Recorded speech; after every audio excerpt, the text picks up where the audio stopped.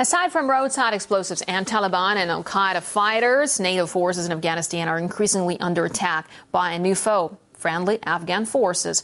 2 more U.S. troops were shot yesterday in an insider shooting episode, bringing the total to a dozen soldiers in just over a week. And as RT's Gainich Chikan now reports, this is a problem that multi-billion-dollar defense projects just can't solve. The ads for military hardware in the U.S. look like Hollywood blockbuster trailers.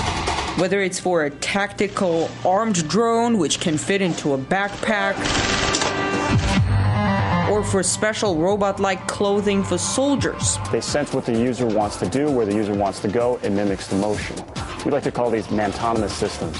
But many ask why, with all the high-tech gear, the U.S. can't win against men of simple means from some remote Afghan villages. A U.S. Marine general estimated that 80% of his troops' casualties in Afghanistan were caused by homemade bombs, components of which often cost no more than a few dollars. Jake de Liberta served in Afghanistan at the beginning of the war. The AMRAPs and the armored Humvees cost millions of dollars, and they're destroyed by something that costs the price of a pizza.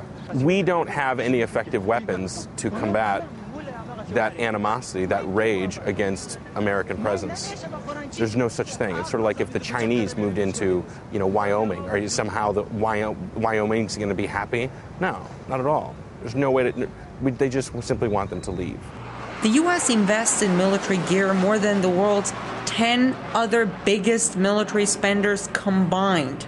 The Pentagon resists cuts in their gigantic budget, arguing that they need to fight terrorists in other places. We continue to face very serious security challenges in the world of today. We are still at war in Afghanistan.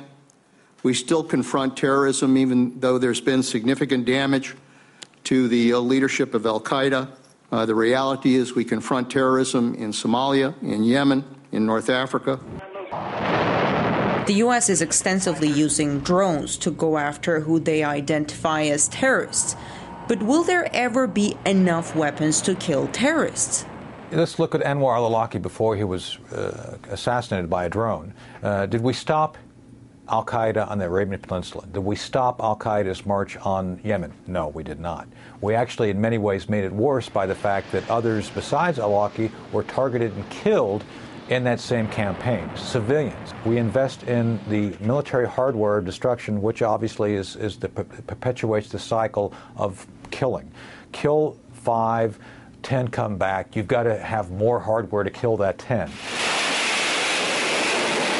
Retired Lieutenant Colonel Anthony Sheffer says the Pentagon's obsession with military resources hasn't changed since the time when their enemy was the Soviet Union. It was all about the numbers. It was all very accountable regarding hardware purchases, how many missiles can you have, how many can you defeat. It was all very binary, this or that, this or that. It was a match, force on force. In today's war, it's not like that. There's no force-on-force equation. There's no way of measuring the number of tanks that will take care of the Taliban, because the Taliban doesn't use tanks. They don't need them. And so this is where our current paradigm, the U.S. paradigm on war, is completely outdated. All those fancy weapons certainly project power. But in real warfare, in Afghanistan, for example, all that advanced gadgetry still hasn't delivered victory. Some argue it's because while spending tremendous amounts of money on military gear, the U.S. has failed to fully understand their enemy and what motivates them to fight. I'm Ganesh Chakyan in Washington, RT.